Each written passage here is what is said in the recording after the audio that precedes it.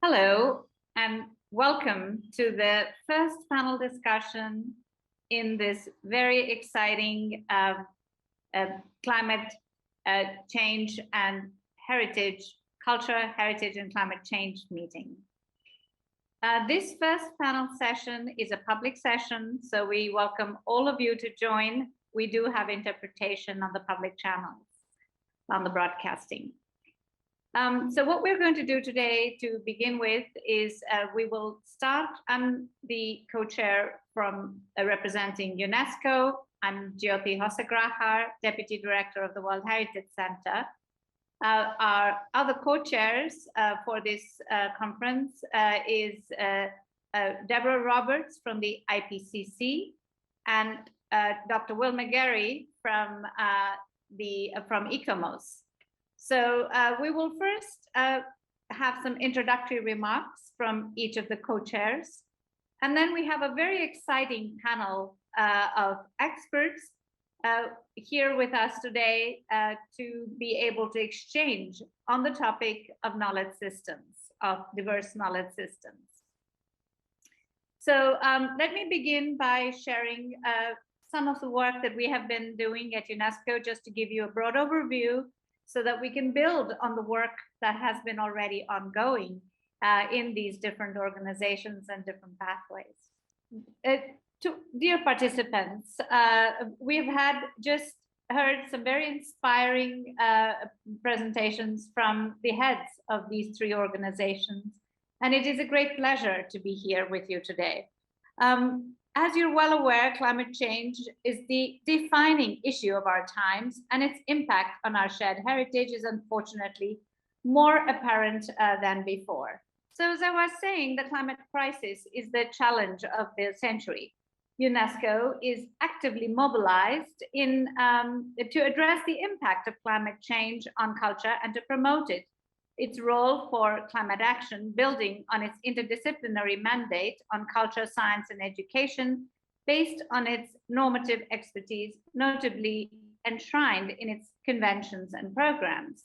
In 2017, a new UNESCO strategy for action on climate change was adopted with the objective to enable member states to take urgent action to combat climate change and its impacts through education, science, culture, information, and communication, in line with their respective nationally determined contributions, or NDCs, under the UNFCCC COP21 Paris Agreement and in the overall context of the UN 2030 Agenda for Sustainable Development. The strategy in particular must support member states to develop and implement climate change education and public awareness programs, promote interdisciplinary climate knowledge and scientific cooperation, draw on cultural heritage and cultural diversity to find appropriate responses to climate change, and support inclusive social development, which takes into account gender inequality issues. On the strength of its experience in ethics and convinced that there is no common future without shared values, UNESCO took a further step forward in 2017, adopting a declaration of ethical principles in relation to climate change, which focuses specifically on the need to approach this struggle from an ethical point of view. UNESCO has also always been present during the UNFCCC COP meetings, holding numerous side events to showcase UNESCO's climate action activities and engage with different stakeholders, putting its expertise at the service of member states, working in close synergy with the overall UN system to enable bold, effective climate action.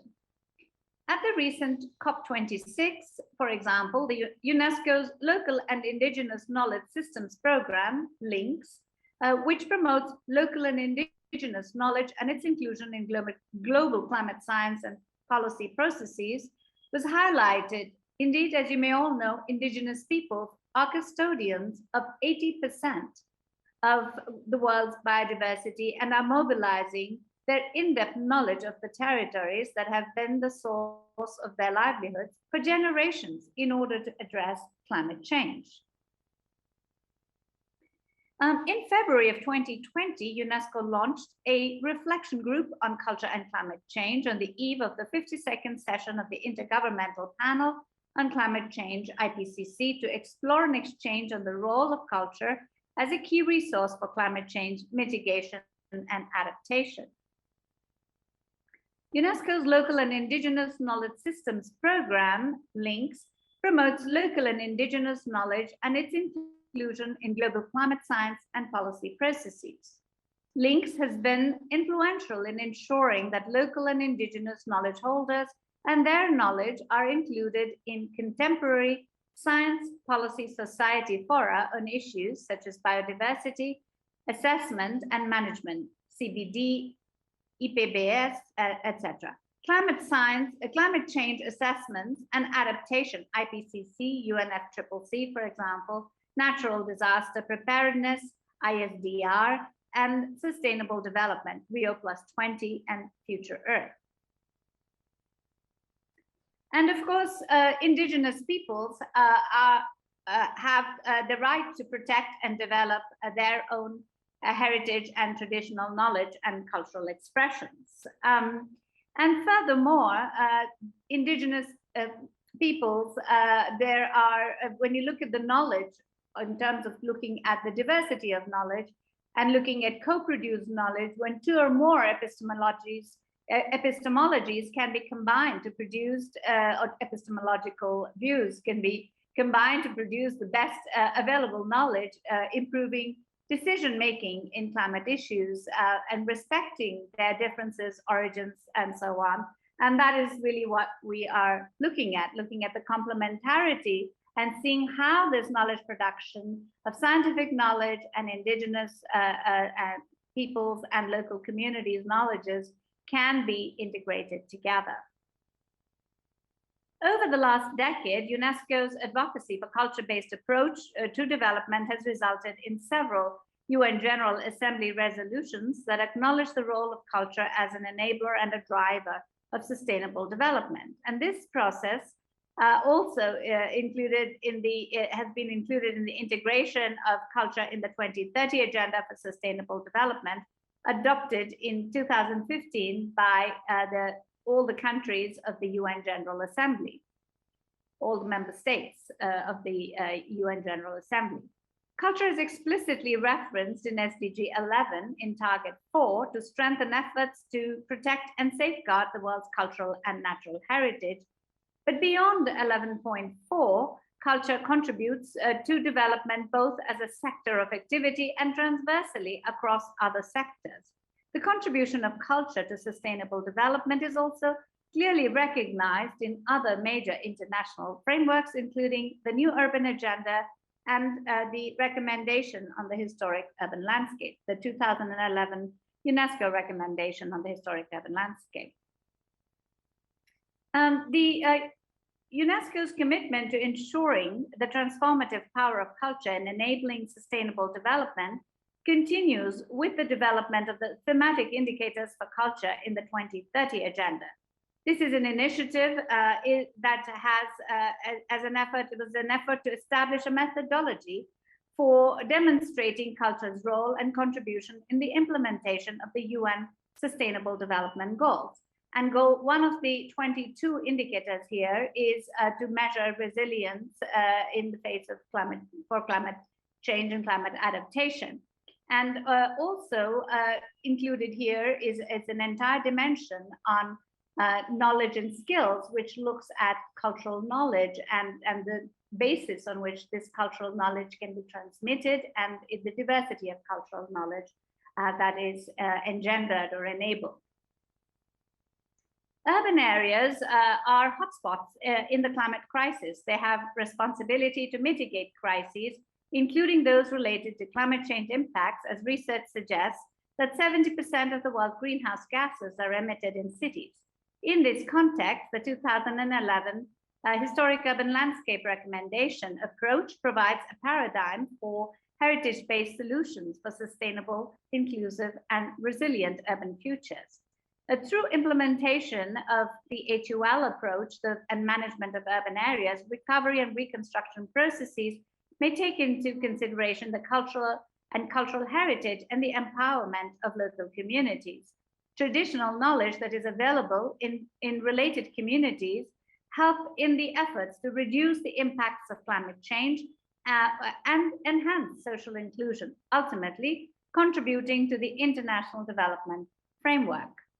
Cities are also key players in environmental sustainability. It is in cities that innovations, research, and transformative initiatives are concentrated, where tomorrow's solutions are imagined and created.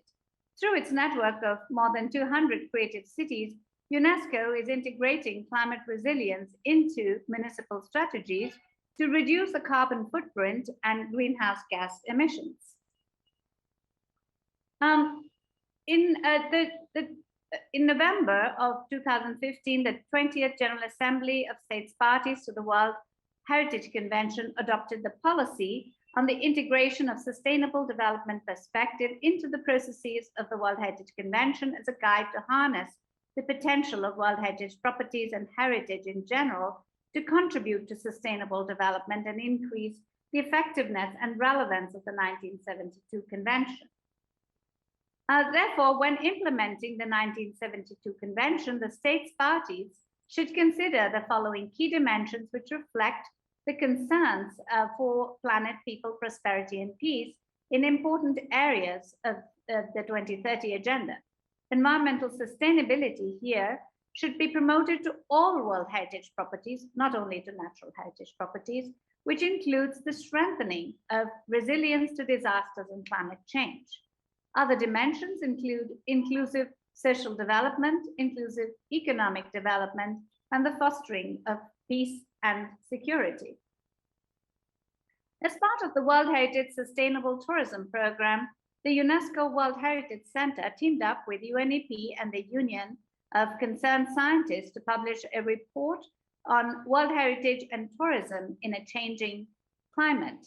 This report provides an overview of the increasing vulnerability of World Heritage sites to climate change impacts and the potential implications for and of global tourism. It also examines the close relationship between World Heritage and tourism and how climate change is likely to exacerbate problems caused by unplanned tourism development and uncontrolled or poorly managed visitor access. In one of its recommendations, the report stresses the need to ensure that Indigenous peoples and local communities are fully involved at all stages of climate adaptation and tourism development, and that utilizing local and traditional knowledge systems for effective adaptation of World Heritage sites is vital in the face of climate change. When it comes to more specifically to World Heritage and climate change, a very important tool to consider is the policy document on the impacts of climate change on World Heritage properties, adopted first in 2007. In 2016, aware that knowledge related to adaptation and mitigation to climate change had drastically increased, over the past 10 years, the World Heritage Committee requested the World Heritage Center and advisory bodies, including ICOMOS, to periodically review and update the policy document so as to make available the most current knowledge and technology on the subject to guide the decisions and actions of the World Heritage community. As a part of this updating process, an important desk review of all existing documentation was undertaken in 2019. In order to make this process as inclusive and participatory as possible, the World Heritage Center also launched a wide online consultation of all stakeholders to the convention, including site managers, Indigenous peoples and local communities representatives, academics, NGOs, civil society to gather feedback. Some commonly mentioned experienced impacts refer to effects of climate change on local communities or Indigenous peoples, as well as on landscape changes. For example, the loss of ability to grow traditional plants, agricultural systems. A number of respondents highlighted the degradation of the OUV, or the outstanding universal value of World Heritage properties. I want just to mention a couple of things about the policy document on World Heritage before I hand over the floor to the other co-chairs. based on and guided by the best available science and appropriate traditional knowledge and knowledge of indigenous peoples and local knowledge systems. These are included in the articles proposed here, with a view to integrating adaptation into relevant socioeconomic and environmental policies and actions where possible. It is recognized in the draft updated policy that this is in the Paris Agreement, and we see this reflected in the policy document. World Heritage Properties should seek to exemplify this approach, the importance of indigenous peoples and local communities' knowledge for understanding the impacts of climate change and designing and implementing appropriate climate actions that should be valued and valorized. The updated policy document highlights on several occasions, the critical importance of traditional indigenous and local knowledge for effective climate action. And these are a few other examples that you can see. So the updated policy document was endorsed by the World Heritage Committee at its extended 44th session in July of 2021 and transmitted for review by the 23rd session of the General Assembly of States Parties to the World Heritage Convention, which concluded its work a few days ago on the 26th of November. The General Assembly decided, however, that further consultation with national experts was needed, and a revised version will be examined by the next session of the General Assembly in November of 2023 for adoption. So as I want to leave you just with some examples of local actions that reflect this kind of engagement with with local communities and indigenous knowledge systems. In particular, looking at an action with the Emergency Fund, where it is the world's fastest conservation fund, you might say, for sites that provides grants to World Heritage sites and protected areas during sudden crises, whether it's wildfires, armed conflict, oil spills, etc. Where UNESCO World Heritage Center, in partnership with the Fauna and Flora International, supported several foundations. We can see this effect impacting Sundarbans National Park, for instance, or the Pantanal Conservation Area in Brazil. Another example is that during the 43rd session of the World Heritage Convention, the Bhuj Bim cultural landscape of Australia was inscribed in the World Heritage List, located in the traditional country of the Gujimara people in southeastern Australia. This property features a complex system of channels, weirs, and dams developed by the Gujimara people. At the same time, a committee session, the Writing on Stone, or ICSM site in Canada, was also inscribed on the World Heritage List. And this property is sacred to the Blackfoot people. Their centuries-old traditions are perpetuated through ceremonies and in enduring respect for the places. With rising temperatures and accompanying sea level rise, increasing risk of climate change-related disasters are also on the rise. Over 90% of all urban areas are coastal, putting most cities on Earth at risk of flooding. Historic cities are particularly at risk because many of them developed for historical reasons along coasts or along major rivers. There's a large number of World Heritage cities, nearly a third of them are along coasts, and climate change is now among the top threats to cultural and natural heritage sites inscribed on the World Heritage List. And this is about the dialogues, the World Heritage Cities dialogues with the site managers and national focal points focused on the issue of adapting cities for climate resilience, that was held on the 31st of October on World Cities Day, and the Canopy platform for World Heritage-based solutions or heritage-based solutions, but not necessarily inscribed on the World Heritage List for sites not necessarily inscribed, that look at innovative practices and strategies that further heritage protection for sustainable development, including the implementation of the HUL recommendation. And this is a project on the Great Barrier Reef pioneered by the Great Barrier Reef Foundation, which is the Resilient Reefs initiative. So with that, I want to thank you and turn now to invite Dr.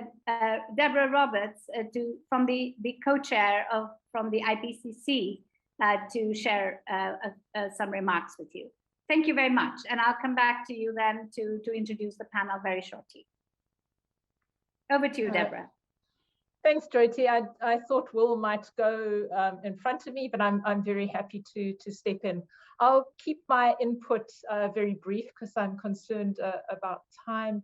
I think for those who attended the launch event, one would have seen the great importance the chair of the IPCC, Dr. Husang Lee, placed on this meeting from the perspective of the Intergovernmental Panel on Climate Change. And really the significance of this event to the IPCC is really linked to the role of the IPCC. In many ways, we're a global service organization. We were constituted 30 years ago to provide policymakers and decision makers with an objective source of information, drawing on the scientific, technical, and socioeconomic literature, both peer-reviewed and grey literature, to help those policymakers and decision makers understand not only the causes of human-induced climate change, but their impacts, and probably most importantly at this point, responses, both in terms of adaptation and mitigation. We are currently in the 6th assessment cycle of the IPCC, and probably the best known report to date is our special report on 1.5 degrees of global warming, which has since been followed by 2 special reports on oceans and cryosphere and land, and more recently our Working Group 1 report. And what all of those documents to date have emphasized is if we're going to rise to the challenge of tackling human-induced climate change, we really need a whole of society response, which means no one can sit out this particular moment in our history. We all have to act together. And that's really where this understanding of culture, our natural and our cultural heritage becomes so important. As Dr. Lee indicated, our culture and heritage are important parts of our lives. They impact the way that we have lived our past as a species, and that understanding of where we have been deeply influences where we plot our path going forward. But importantly, it also has a bearing on our present.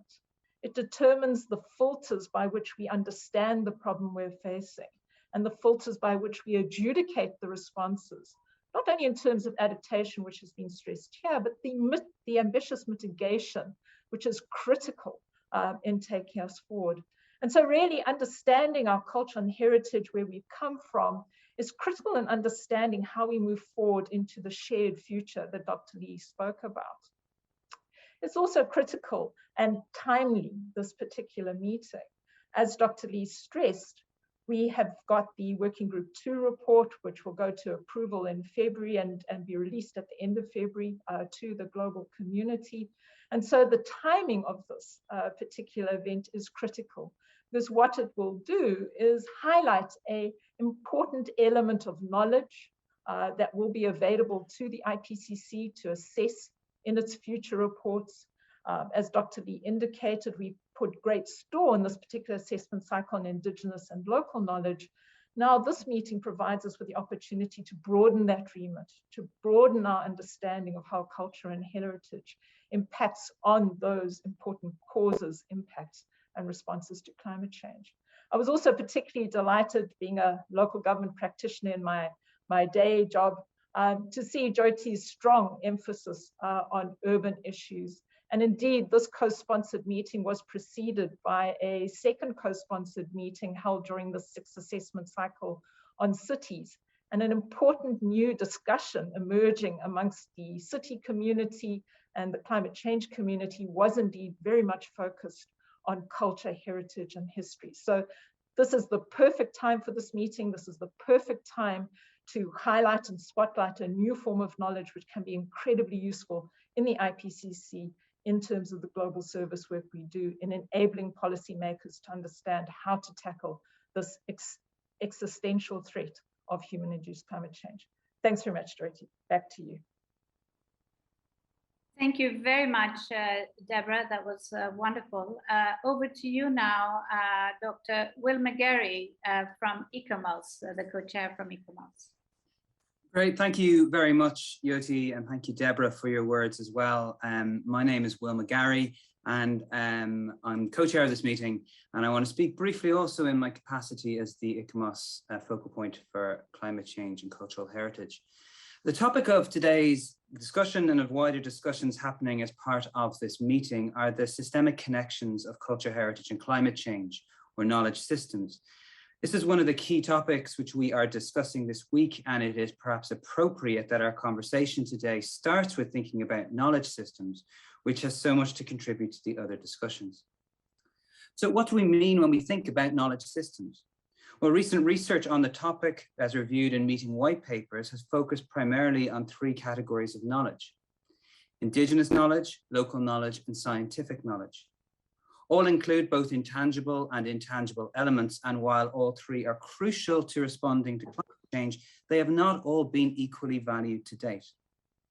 There are many reasons for this, but central is the challenge of the governance of culture and heritage and the need to decolonize culture heritage practice. And this is happening at a very important time. As we've already heard today, the importance of valuing and integrating different knowledge systems for climate action is central to what we're trying to do here. It's part of the Paris Agreement and was also featured in the recent Glasgow to Sharm el-Sheikh work programme. So knowledge system or ways of knowing are at the heart of climate action and central to achieving the goals of the Paris Agreement. But how do we do this? And what are the roles of culture, heritage, and a professional organization like ICSM?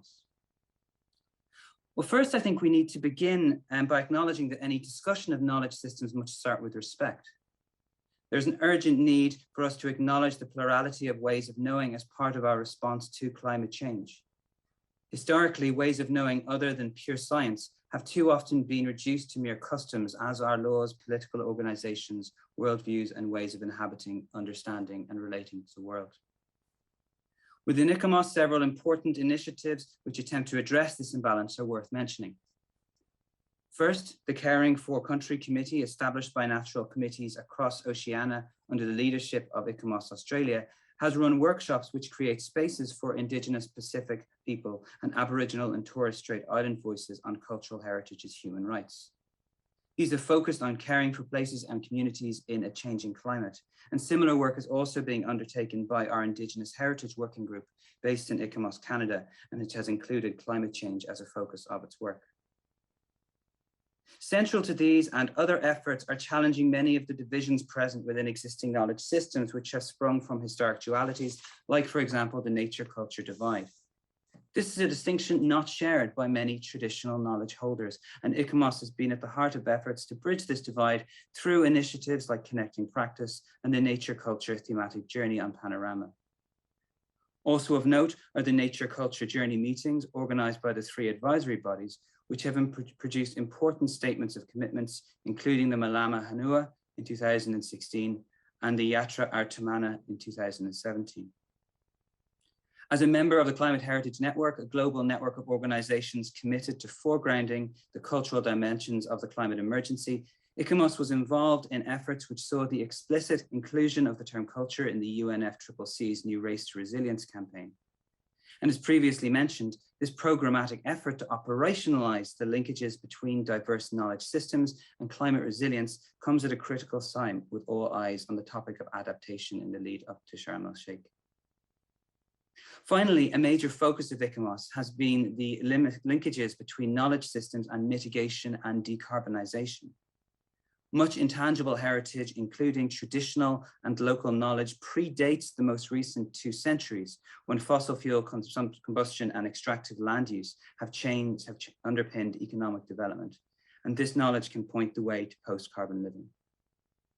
So in conclusion, we are delighted to co-sponsor this important meeting and look forward to taking part in discussions throughout this week. And I'm particularly excited to hear now from our range of panelists who will be leading us through to the end of this session. Thank you. Thank you very much, Will. We now are delighted to have with us today some very well-known experts who will be our panelists. First, I'm delighted to invite Dr. Professor Shadrik Chirikure, head of the Department of Archaeology at the University of Cape Town. We're delighted also to have with us Dr. Dolma Pasang Sharpa, Executive Director, Center for the Indigenous Peoples Research and Development, or CIPRED. Mr. James Rattling-Leaf, North Central Climate Adaptation Science Center at the University of Colorado Boulder, was to join us today, but we unfortunately find that he's having technical problems connecting, so he may not be able to join us for this session. And last but not least, we are absolutely delighted to have with us Dr. Tim Curtis, Secretary of the Intangible Cultural Heritage Convention of UNESCO. Dear colleagues, dear panelists, we are absolutely thrilled to have you with us.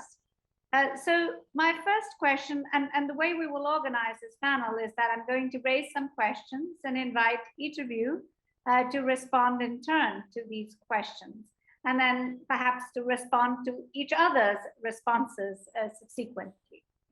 So my first question to each of the panelists is that local knowledge or local communities, including indigenous peoples living in and around heritage places, have a deep accumulated knowledge of local conditions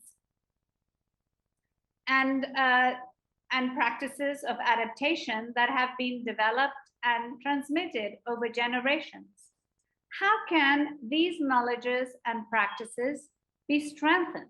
How can these transdisciplinary knowledges be integrated with scientific knowledge to inform climate change related actions and policies? Why don't I turn first to you, Professor Chirikure, for your thoughts on this? Thank you, and so very nice to see you. And thanks for having me on this panel today. And so I begin just sharing some of my thoughts. Local and indigenous knowledge is mostly practice-led. It is solutions-oriented. It is about walking the talk. Right? We can strengthen it by, in my view, erasing a hierarchy of knowledge that treats local knowledge as inferior, and that marginalizes it as unscientific. If hierarchies are erased, integration with the other knowledge systems, for example, scientific knowledge, then it becomes easy, right?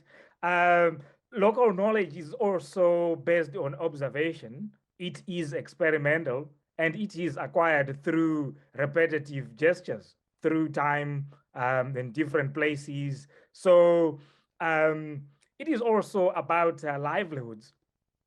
And science does the same thing. It is based on observation. It is based on hypothesis building, hypothesis testing, and so on. I guess the point that I'm trying to make here is that if we are to strengthen local knowledge, if we are to strengthen indigenous knowledge, then perhaps we need not have the sometimes a colonial and snobbish view that marginalizes and belittles anything other than what we describe as a science. So as part of the integration project, then there is need for a mindset shift. Just that's the starting point. If we are to integrate local knowledge with indigenous knowledge and with science, let us shift our mindsets to say we need perhaps a democracy of knowledge, a parliament of knowledge, where there is no hierarchy that starts with science, and then everything else fits into that puzzle. So we need to be inclusive. We need to acknowledge the fact that each knowledge has its own purpose. And if we are to combine all these knowledges, perhaps that will also have positive knock-on effects in terms of the policies that we come up with. And with more inclusive policies, perhaps we can also see a very good uptake and change on the ground where things really matters. Let me end here.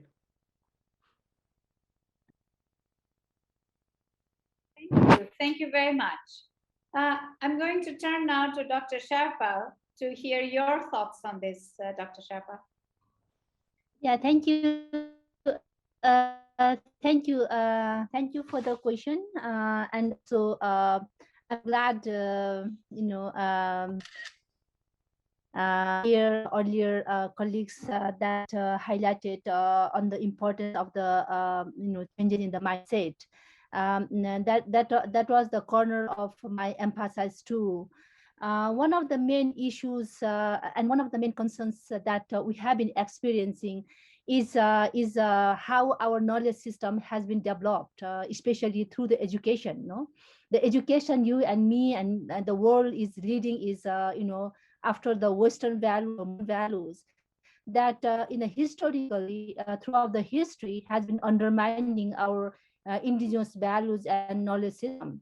If you ask my own, I went to this in the village that even my name Dolma Selpa in my own and Dolma is a deity in my culture, and that was hardly been accepted because in the mainstream language, the indigenous name, indigenous language is hardly been accepted. So all we are bound to follow the one size fits to all, like standard form. Either you are in the mountain or either you are in the plain. All of you have to understand that ice cream is very tasty. So this kind of standardized form of knowledge system, this kind of notion that Western values is always better and indigenous language and indigenous knowledge in indigenous values is very under shadow of or not good or not or illiterate. This kind of notion, that dichotomy notion of you are better, you are others not, this is the notion that we have been learning since our children, since our modern education that has been flourished even in the post-colonial time, so that was where the root lies, why the difference in our perception, in our knowledge system, that why we start, and then that is also one of the root that we need to deal with the climate change. That if you go to the rural community, all people would like to go to the in the city. If you go to the city, all people would like to go to the Western country. If you go in the Western country also, all people want to go to America or Canada. Why? Because it's all production of our knowledge system. And this is not a sustainable way. That's why we need indigenous knowledge system. That's why we need local knowledge system, so that we'll have a balanced way of life. We do not we do not need to think about it, okay, you are superior, I'm inferior, or we all are human beings and we have our own way, and respecting each other, pluralism, and this kind of standardized has really been killing our knowledge system. So I really believe also that I really agree with our professor that the shift of our knowledge system is very, very important, especially bringing our children, so that the continuation of our knowledge system, our cultural values, our belief system, our skills will be continued to deal with the climate change. I think I'll stop now. Otherwise, I go on. Maybe I'll jump in later. Thank you very much. Dr. Curtis, over to you for your thoughts on this. Thank you. I thank you for that, and thank you for this opportunity. And I think picking up on what was said, I'd just like to take a minute to present what we're doing in one of the UNESCO conventions, because it is a bit of a different tact on cultural heritage.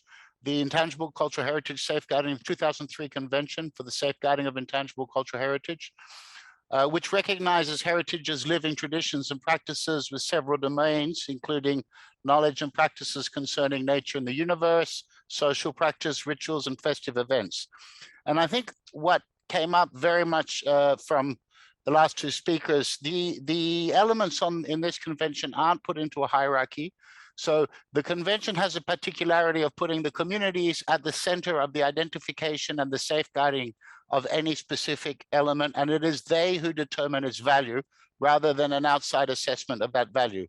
What it looks is certain procedures. And one of the techniques, because if we are to integrate knowledge systems, one of the techniques is the community-based inventorying technique that has been developed around this. And this is a process whereby people work with communities to map out and identify the heritage, not just as a physical space, but as the practices, the beliefs, the customs, all of those things around it.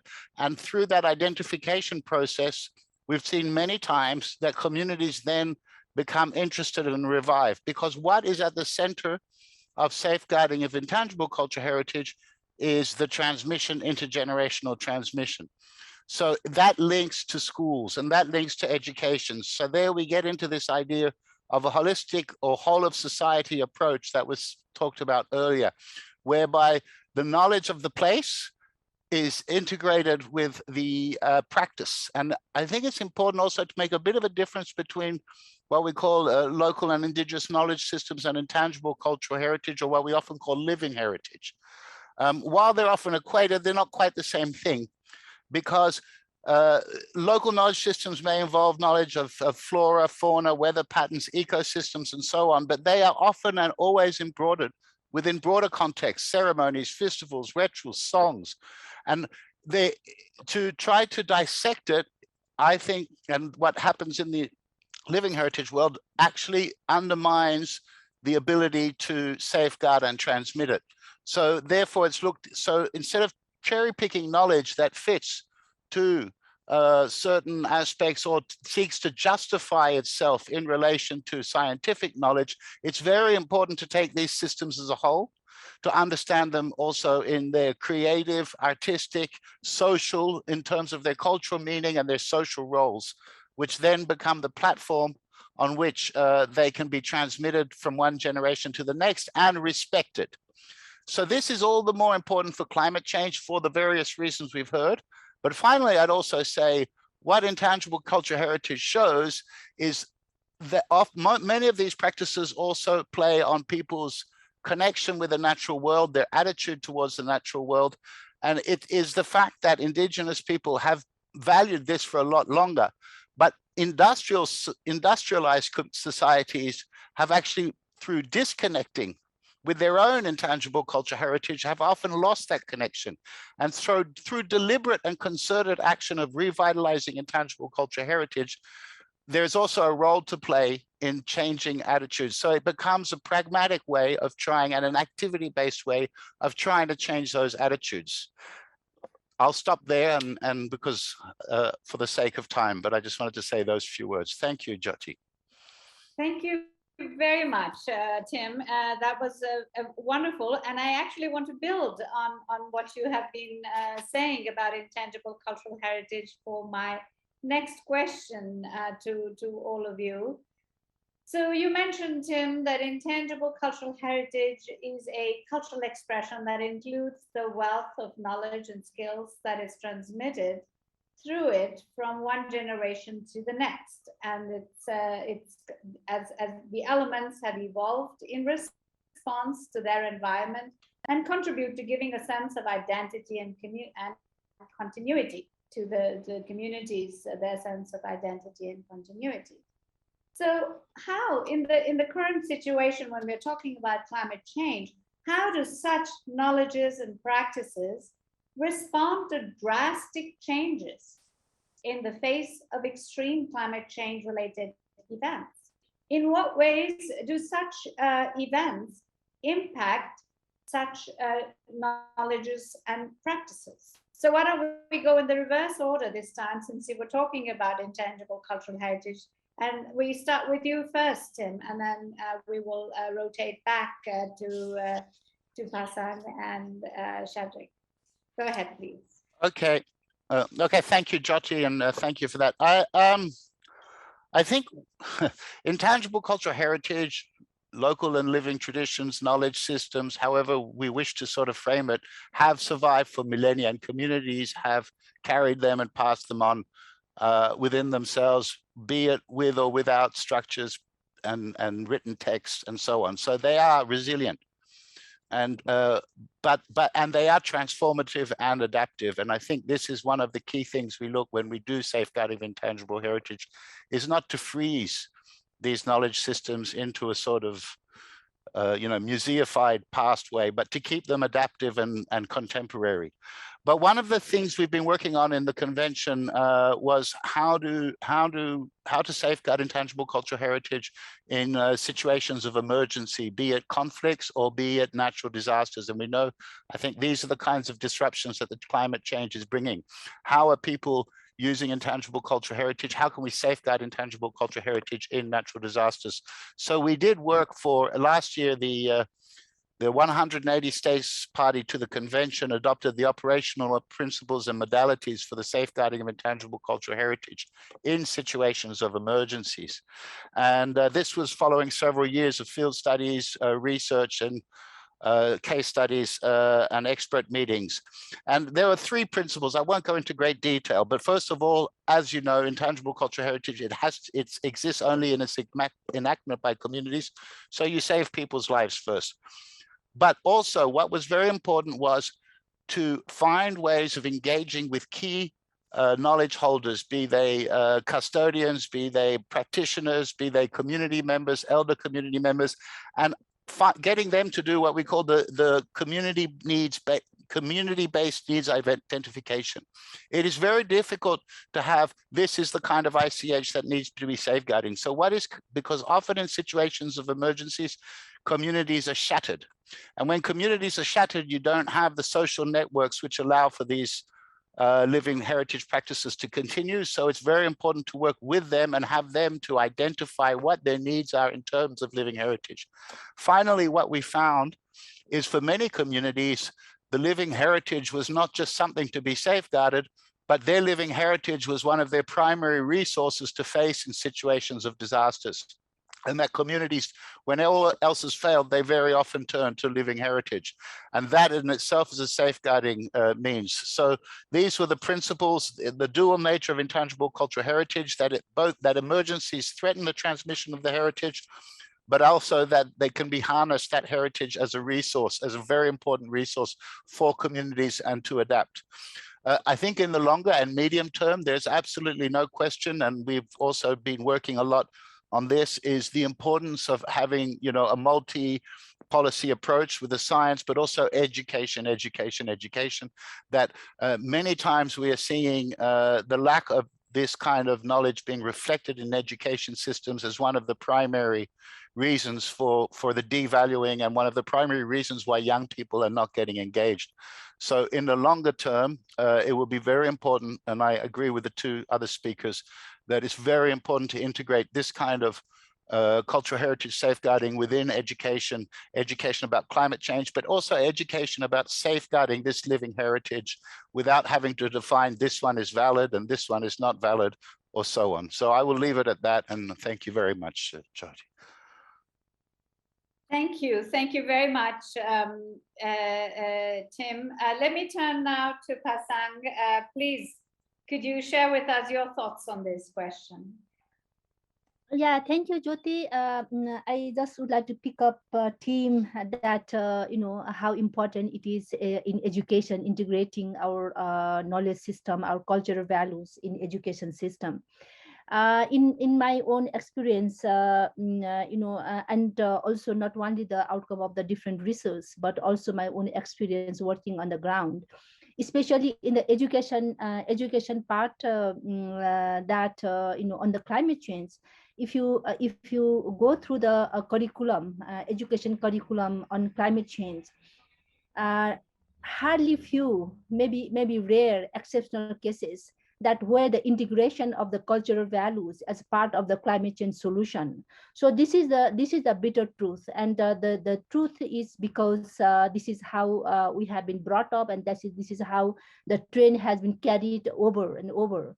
So that's how this kind of discussion is very important, that in the name of the climate change education, it is very important to have a integration of our cultural values, our indigenous knowledge values, our local values, so that it will have the children will prepare to adapt to the local reality, not just being lost in the theoretical aspects of the climate change. That part I would like to highlight. Then another part is the impacts of the climate change. As you have already mentioned, that how the knowledge system is being transferred from generation to generation. But the impacts of climate change is really, really severe, especially on continuation of our traditional livelihoods, the traditional livelihoods, and also our skills, our knowledge system, our rituals. You know, a lot of integrated our livelihoods, no, our value system. And for that one, because of the especially if you talk about in my country, although in my picture and my background is a nice mountain, the white, but if you see most of the mountains in Nepal is there's no ice at all, it's melting, and now more than 40 glaciers lakes at the state of the burst. And then the impacts is so severe on the livelihoods because of the drying water resources, high migrations, climate refugees are increasing day by day. Even in the Mustang, I visited this place. Is the background of my screen is in Mustang. I visited a few months back. You know, the climate refugees is increasing, the drying water resources, you know, and erratic rainfall patterns, their agriculture pattern. And one of the worst part for indigenous people knowledge system is you know, changing our agriculture calendar system. No, we have our own calendars of like when you plant your trees, when you plant your crops, when you harvest, and that has completely affected. No, like generally in June we plant the rice, but the rainfall patterns is unexpected. No, precipitation changes of the precipitation patterns. So it has really perplexed the indigenous peoples and local communities on the ground. So despite all those impacts of this drought or state burst of the glaciers, or you know, glaciers or flood, but still indigenous people have been continuing our cultural practices and our you know, the governance system, though in forefront to the impacts of climate change.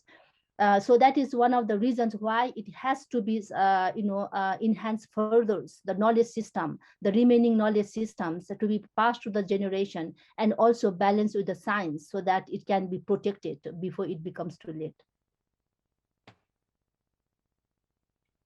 Thank you. Thank you very much. I turn now to Shadrach. Shadrach, what are your thoughts on this?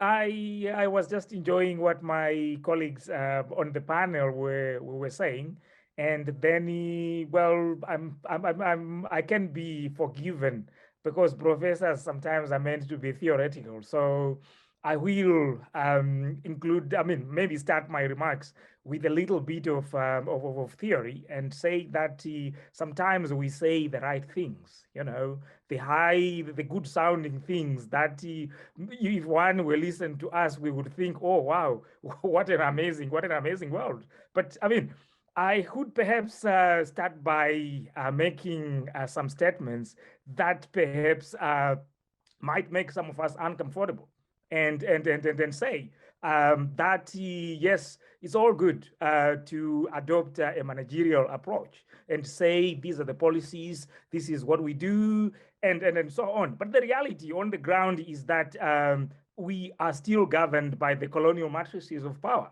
What Pasang was talking about, that you know, if you are in a village in Nepal, you know, you need validation from New York, you need validation from Berlin, right? Even though it's your experience, it's the ice that is melting right next door. If London has not validated that, then it's not noise. That is part of the problem, right? So I think in thinking about all this, we need to keep that at the back of our mind. And related to that is the fact that maybe the way in which we define things is the problem. Why do we divide knowledge into that kind of knowledge, as if science is pure? Science is not a pure system of knowledge. I study the history of science, right? There is a lot of Islamic knowledge systems that are in what we call science. That's why if you are studying, you know, alkalis, alumina, and so on, that's the Islamic heritage in science. So why are we pretending that is pure, and then all these other knowledge systems do not have a role to play? And also the other thing is that I am a village boy, so every year I go to southern Zimbabwe, where I come from, and over time the planting season used to be in September. Now it's in November, right? So people have witnessed these climate fluctuations, and they know that after every 10 years or so, there's going to be a major drought followed by floods. That's just local knowledge. That's what you know when you live in that area. So the key, people have those solutions. They observe that on a daily basis. They don't need to read an IPCC report to know that there's a drought which will come in 10 years, or an e-commerce report saying the same thing. So the key thing is that as we talk about integration, how do we ensure that our good intentions, we make them so that they contribute to real change on the ground? Those are the people that are affected by these disasters. So that connection, if we are able to make it, I think that we will benefit more from, and we will see actually that there are more solutions in these everyday experiences than we give them credit for. And in any case, the communities, they are anticipative, they are proactive, because that's where they live in the everyday. Let me end here.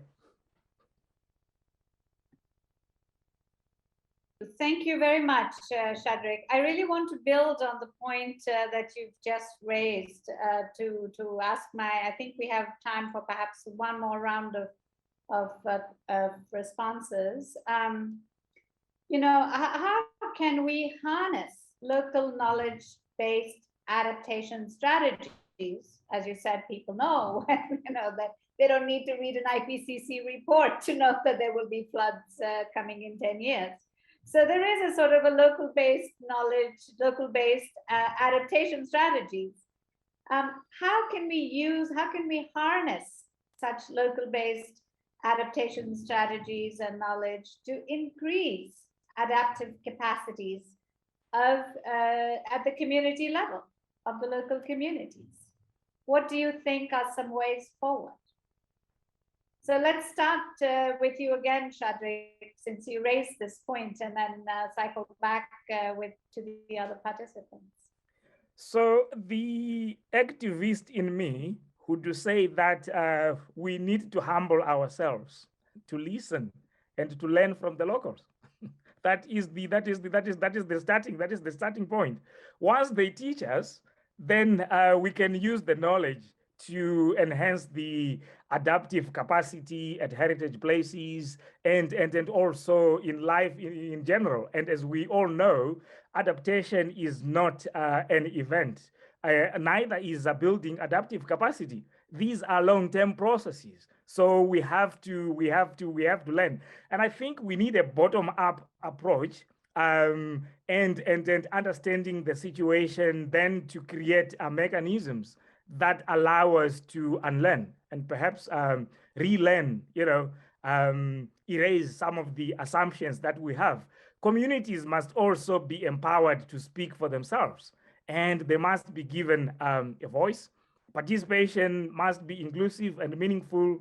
And we also, as Tim mentioned, we need to have a multi-pronged strategy, and so that when we share the results of the deliberations, at least that can be mutually beneficial. And I'm mindful here of intellectual property issues, right? When it is the community in Nepal that is talking about melting ice, it's common knowledge. But when it's Professor Shadrach who has written it, it's intellectual property.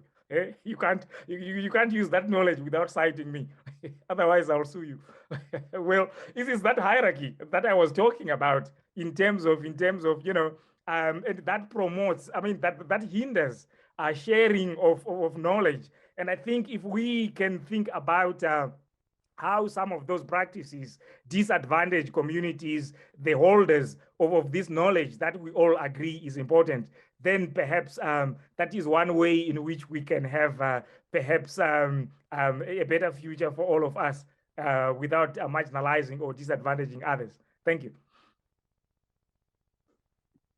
Thank you. Thank you very much.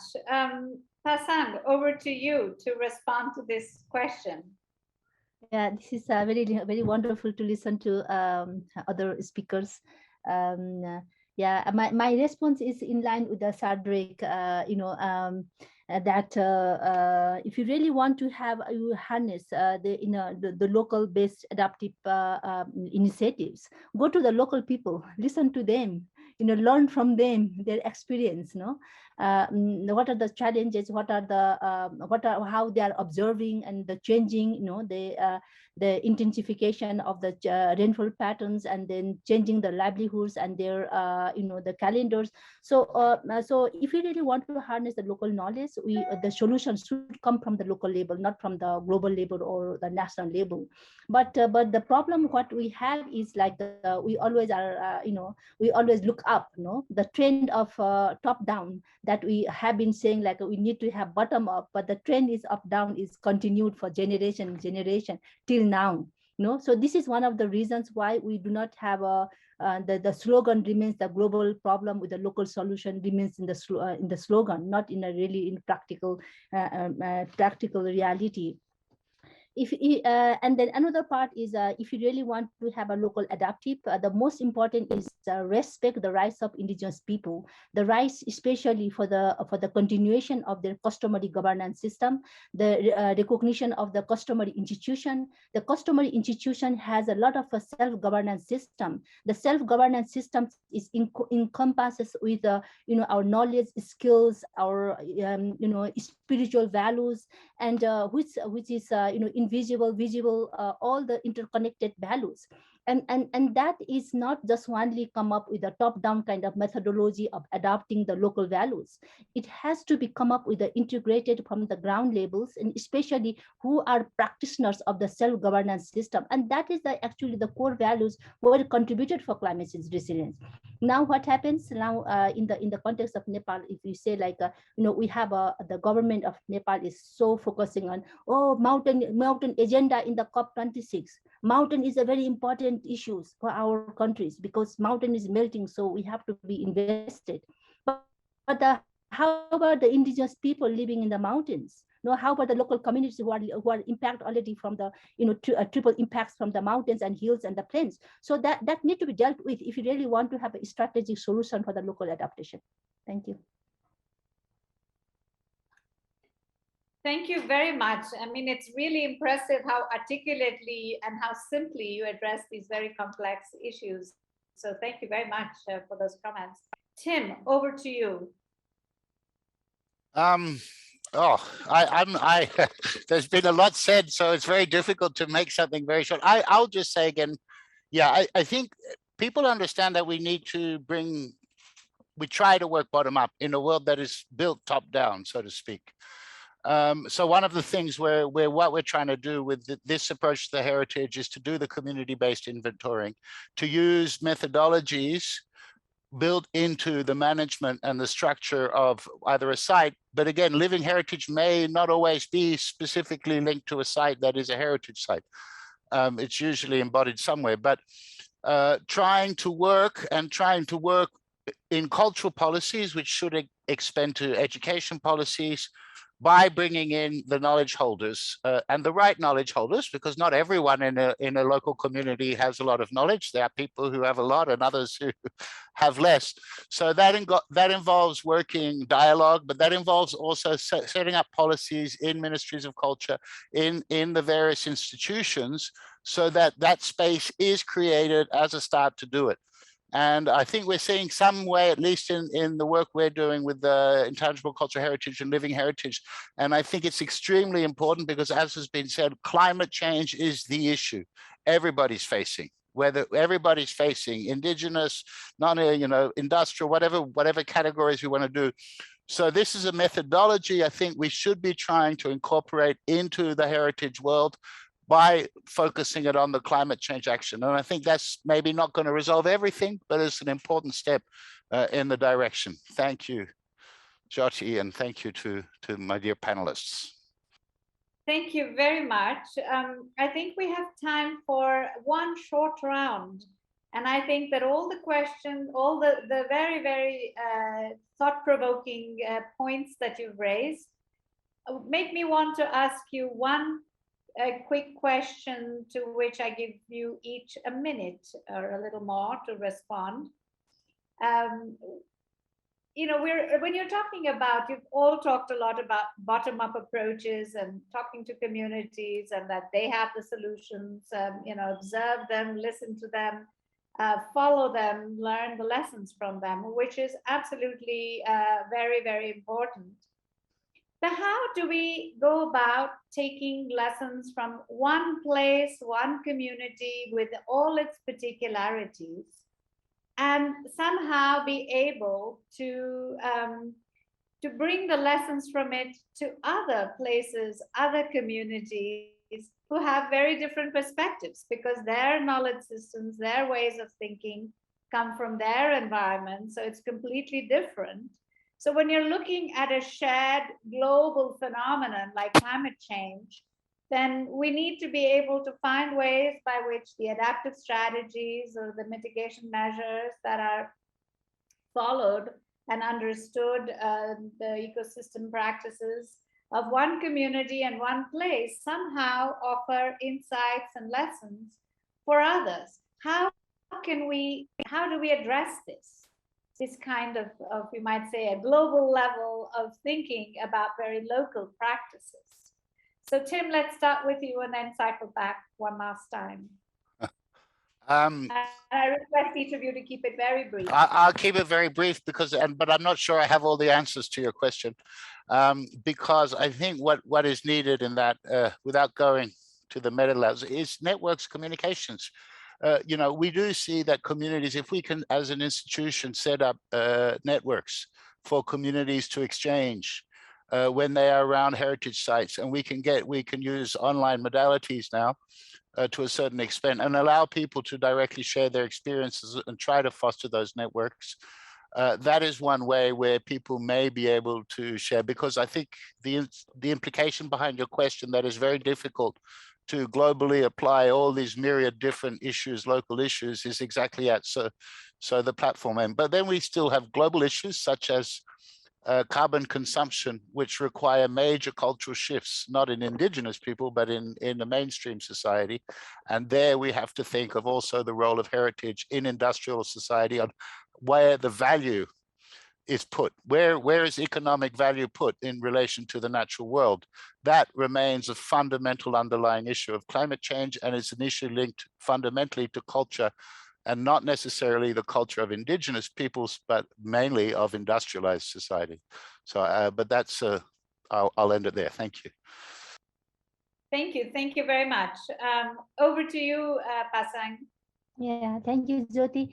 I just, in short, I just would like to highlight that how we can address this constraint, or you know, how we can move ahead is changing our attitude, changing our perception, changing our belief system, accepting other knowledge system, respect each others, and that, I think that is the most bottom line, that you know, we can address all those part, because we have all the, sometimes we have a very nice beautiful policy at the global level, even in the national level, but the problem is the implication, the implementation. The problem with the implementation is because of our perception, you know, whether you take the responsibility of the implementation or not. The form of the standardized, as I said earlier, is also another part of our visualizing, our understanding, our accepting, because we are stigmatized with a notion of everything should be all, and once this should pierce to all, no, this kind of. So this kind of concept of standardized or kind of notion one size fits to all need to be changed, and accepting the you know, indigenous knowledge system, our local value system, on the equal footing as a science knowledge, and also and, you know, contributing for a holistic solution to the crisis we have been facing. Thank you, Jyoti. Thank you very much, Pasang. And over to you now, Shadrach. What if the local is the new global? How would we respond to your question?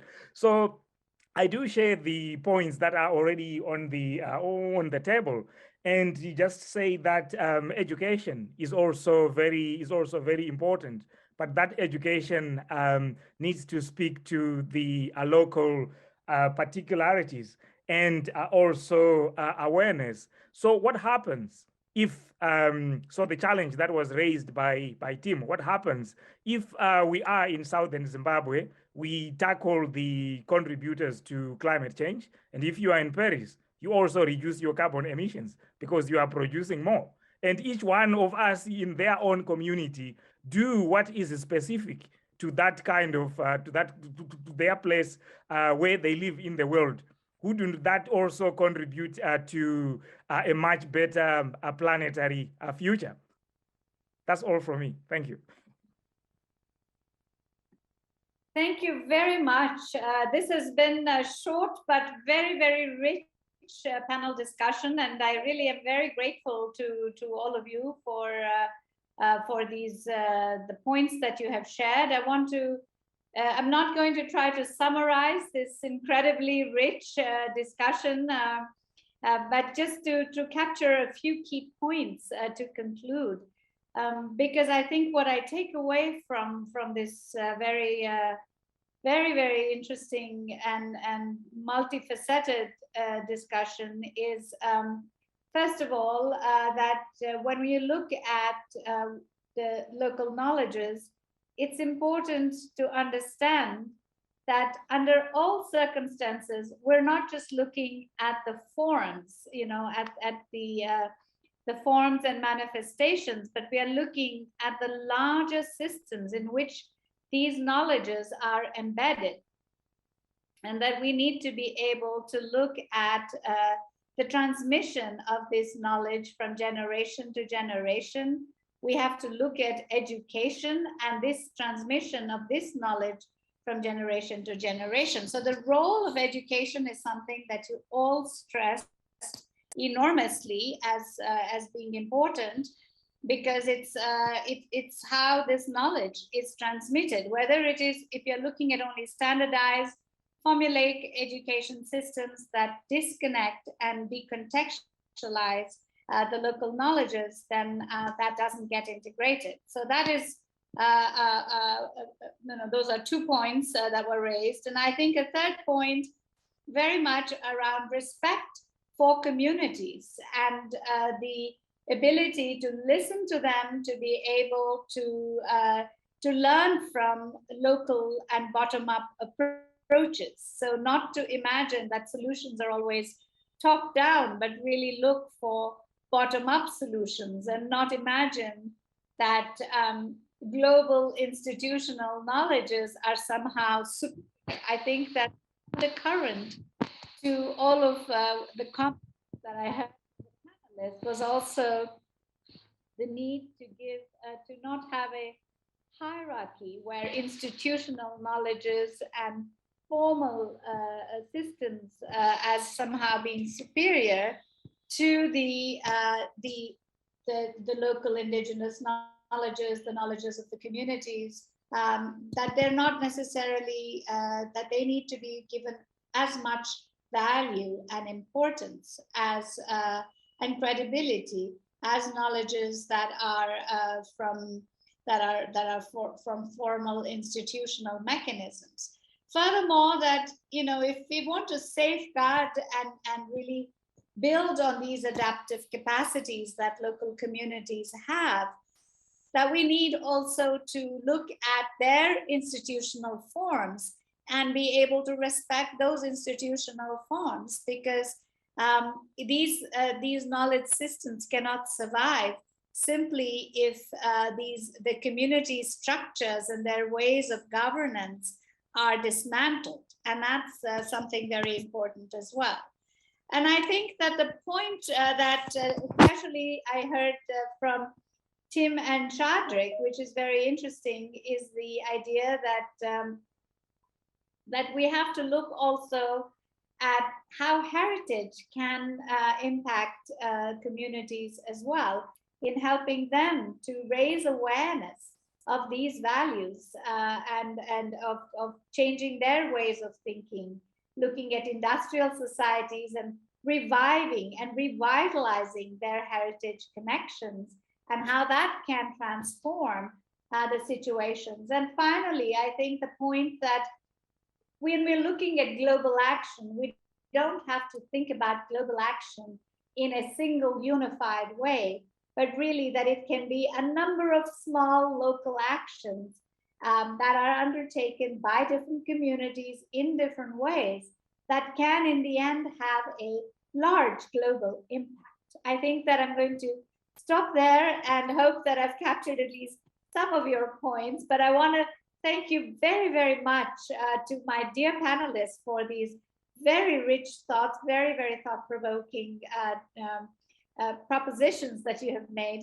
And thank you for sharing them with us today. I wish you a wonderful rest of this seminar and hope to see you again very soon in other discussions during this week. Any comments from Will or Deborah at this point? So I'm going to sign off now and thank you very much. Goodbye.